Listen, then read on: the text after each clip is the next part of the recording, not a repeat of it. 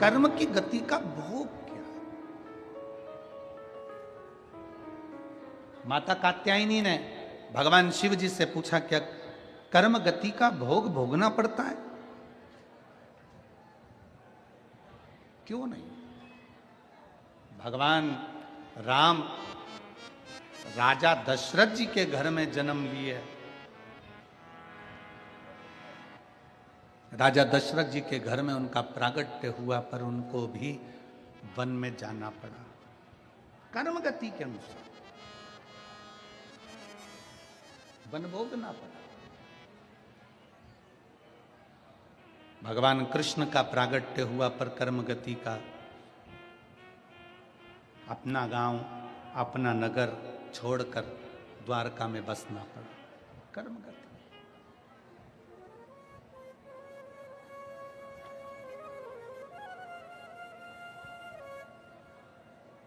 इस मनुष्य शरीर में ऐसा नहीं कि हमसे गलती ना होगी, गलती हो जाती है। पूर्व में आपने कसम खाई होगी, पूर्व में आपने कोई कसम ले भी ली होगी, पूर्व में आपने अपने भगवान की कसम, हाँ आपस में तुम कसम खा लो, हमें मना नहीं। पति पत्नी आपस में तुम कसम खा लो, मैं तुम्हारी कसम खाती हूं, और पति कहते मैं तेरी कसम खाऊं। खाओ, जैसे सुपारी खाओ ऐसे कसम खाओ, खाओ। पर घर के लोगों की भी कसम अगर खाओ तो इतना याद रखना, सुपारी जैसी खाना। खाया, और जैसे सुपारी खाने वाले होते हैं ना, सुपारी खाने के बाद जगह देख लेते हैं थूकने की, तुरंत जगह देखते हैं और थूक देते हैं। बस अगर घर में भी अगर आप रह रहे हैं, परिवार में रह रहे हैं, अपने कुटुंब में रह रहे हैं, कसम भी खा ली, गुस्सा भी आ गया, तो याद रखना मुंह में सुपारी की तरह रखो, थोड़ी देर बाद उसको थूक दो, अपने भीतर मत उतारो, नहीं तो वो कहीं अटक सकती है। अपने भीतर आ गया गुस्सा, आ गया क्रोध, खा ली कसम, पर भगवान की नहीं। मेरे भोले बाबा की कसम नहीं खाना, मेरे भगवान की कसम नहीं खाना, कभी भूतो ना भविष्य, कभी भी नहीं, कभी।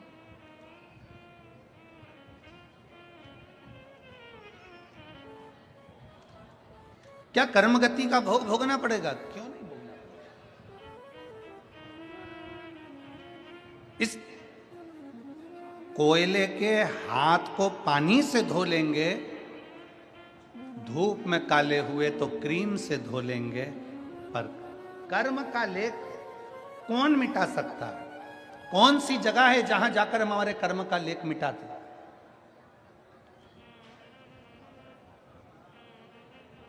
कौन सी ऐसी जगह है जहां जाकर हमने जो पूर्व में करा हुआ है, हमने अभी भी जो कर्म करा हुआ है, हमने झूठ बोल दिया, प्रपंच कर दिया, छल कर दिया, बेईमानी कर दी, कपट कर दिया, हम फिर कहेंगे संसार में जन्म लिया है तो हम मना भी कर देंगे, तो तुम ऐसा नहीं कि झूठ नहीं बोलोगे, आप कपट नहीं करोगे, बेईमानी नहीं करोगे, सब कुछ करना है।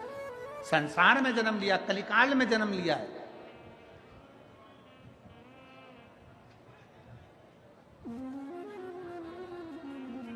कर्म का भोग तो भोगना, ठीक है।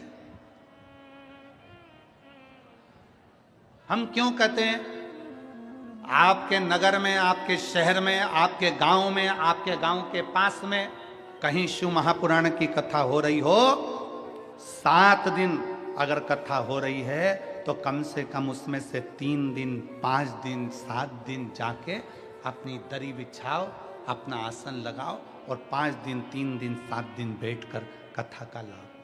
कथा क्यों कहते हैं?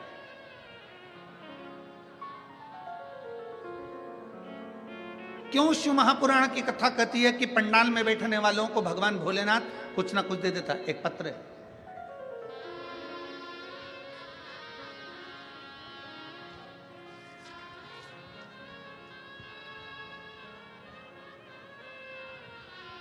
मैं योगेश रतिलाल पाटिल, मैं बोराला नंदुरबार महाराष्ट्र से हूं।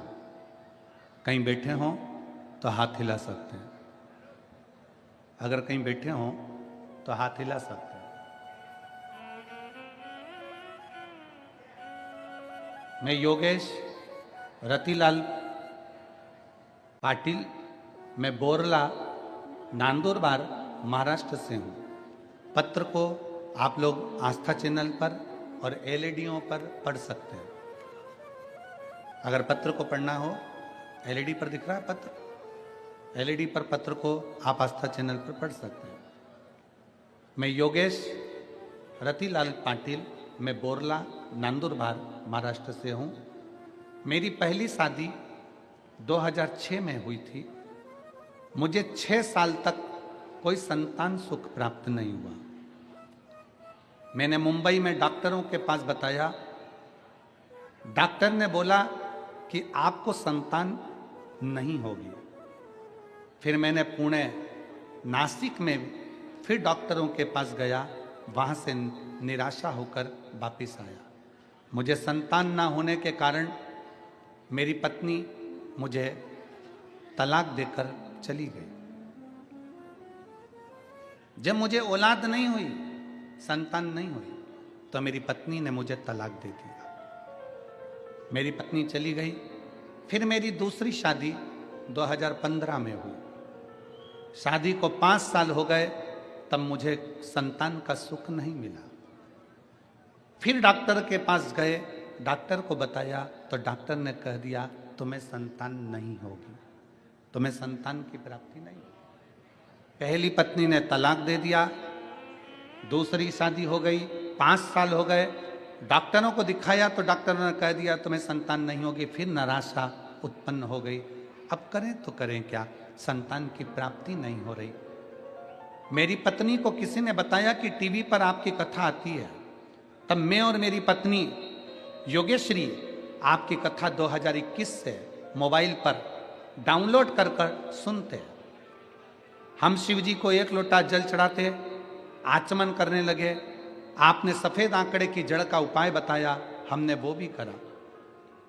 सफेद आंकड़े की जड़ का प्रयोग कर कर तुमरुका जी का आंकड़े का जड़ का प्रयोग करा, बाबा से विनती करी और मालेगांव कथा का स्मरण कर बाबा से विनय करा। पंडाल में कथा श्रवण करने का क्या लाभ है, ये मैं आपको बताना चाहता हूं गुरुदेव। मैं बाबा को प्रणाम करके 1 बार सफेद आंकड़े की जड़ का प्रयोग करा, 2 बार करा, 3 बार करा, 4 बार करा। दुनिया के लोग 1-2 बार करते होंगे, मैंने 4 से 5 बार सफेद आंकड़े की जड़ का प्रयोग करा और फिर पंडाल में बैठकर बाबा से विनती करी। आज बाबा की कृपा से मेरे 2 अक्टूबर 2022 को डॉक्टरों की लेखनी को भी पलट दिया और भोलेनाथ ने भाग्य पलट के मेरे को औलाद दी। कहीं बैठे हैं, अगर बैठे हों और अगर बच्चा साथ में आया हो तो उसको मंच पर ला सकते हैं, व्यासपीठ पर ला सकते हैं।